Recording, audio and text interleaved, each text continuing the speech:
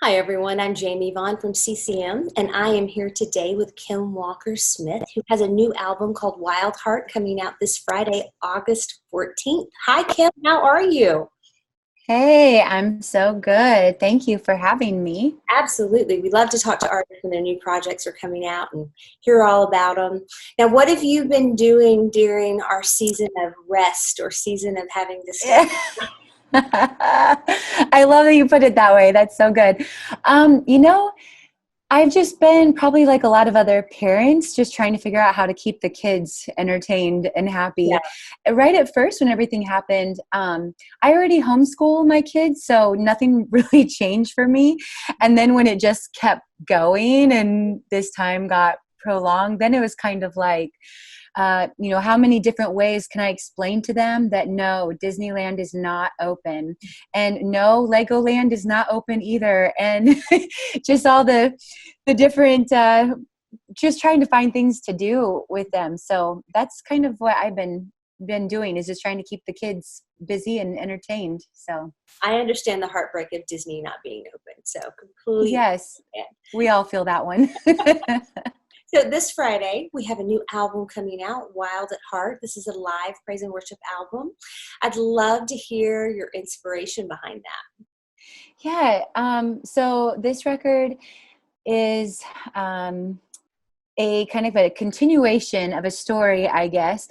It's been about 3 or 4 years since my last record on my side, and that one I did in the studio. And I did that because it was really expressing the season I was in. I felt like I needed to do it in the studio because of the story I was telling, and it was very much a desert season and kind of a hard season, and just a lot of different things I was walking through. But coming out of that season, has just been a lot of life and a lot of joy. And I really wanted to express that with this record, Wild Heart. And I wanted to go back to doing live because that's actually what I'm most comfortable doing. Yeah. So I recorded it at the Cascade Theater in Redding, California, which is this beautiful, really old theater. I think it was built sometime in the like 1930s. Okay. And it's where I got married. It's where I recorded the Still Believe album. Mhm. And we wanted to capture kind of the essence of the message, which is the joy and the life, and also the nitty gritty, which is why you see lots of plants and trees and dirt and just forest pictures, things like that. So that's what this record is. Yeah, and your new single is that's out currently will be on this album, Protector.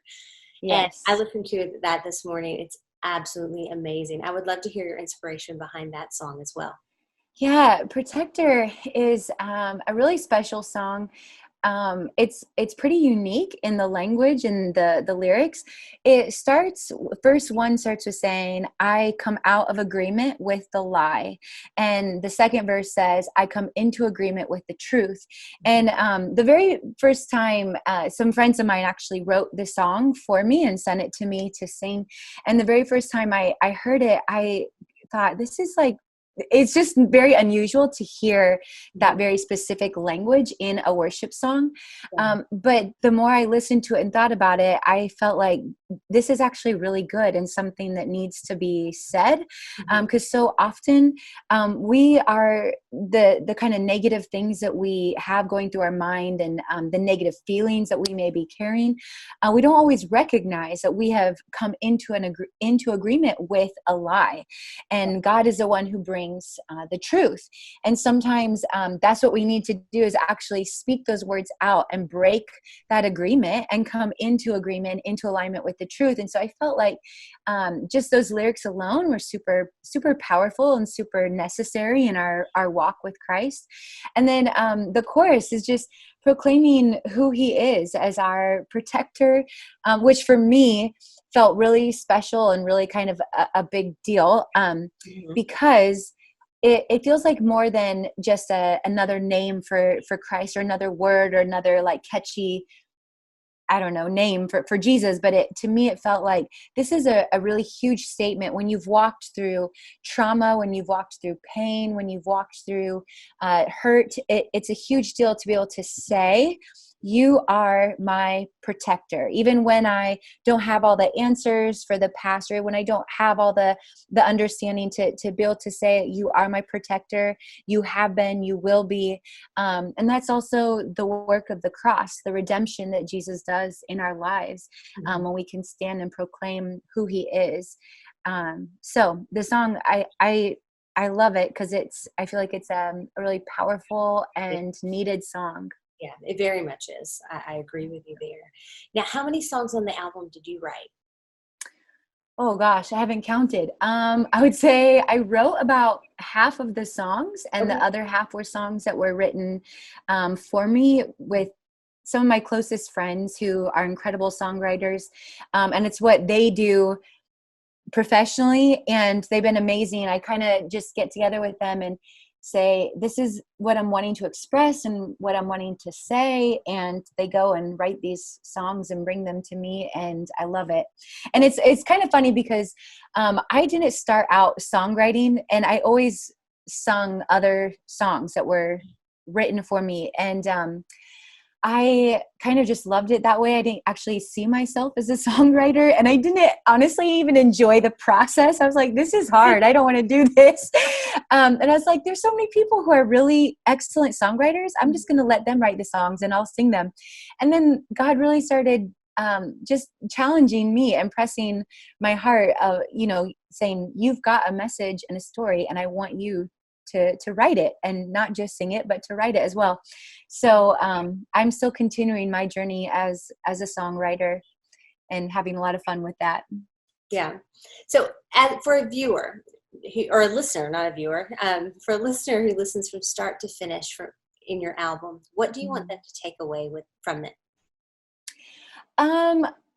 Honestly, I've given a lot of thought to this because for me, I don't like to just put out a record just for the sake of new music. To me, there's a lot of purpose behind everything, and I want it to be really purposeful. And I feel like my first calling is ministry and to serve the church, not just to be a musician and just make songs for the sake of making songs. And so my prayer with this record has been from the very beginning that people would not just encounter Jesus, but they would really feel refreshed and renewed through the songs, that the words and the lyrics would give words to the prayer and the cry of their heart. I hope that they feel their faith really stirred up. I hope that they feel a fresh sense of hope and a fresh sense of joy. And I hope that they feel strengthened in their walk with Christ. I hope that this is just something that just fuels the fire and brings just a new strength to them.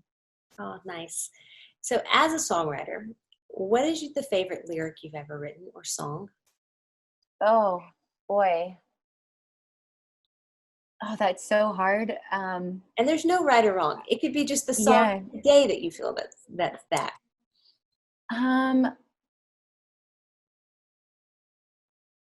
it's like, it's kind of like pick your favorite child. The songs are also personal, but probably my favorite song I've ever written is a song called Just One Touch.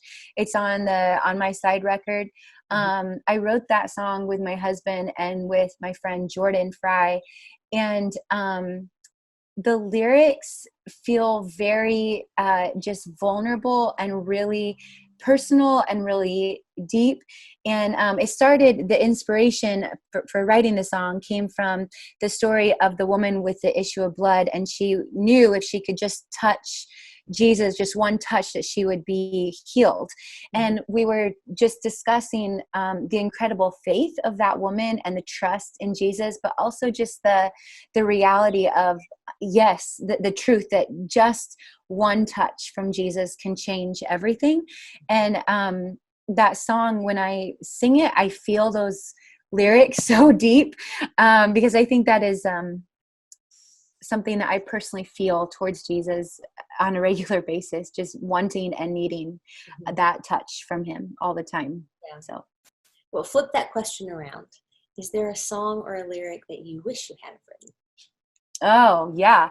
Okay, so on this record, my favorite song is You'll Always Be. And my friend Lindsay wrote that with a couple other people. She's my favorite songwriter. Her and I always say we're soul sisters. She gets me in a really incredible way.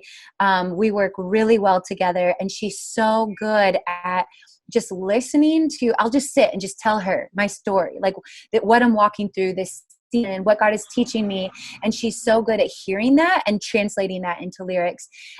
So that song, You'll Always Be, that is the song I wish I would have written. It's so good. I cry every time I hear it.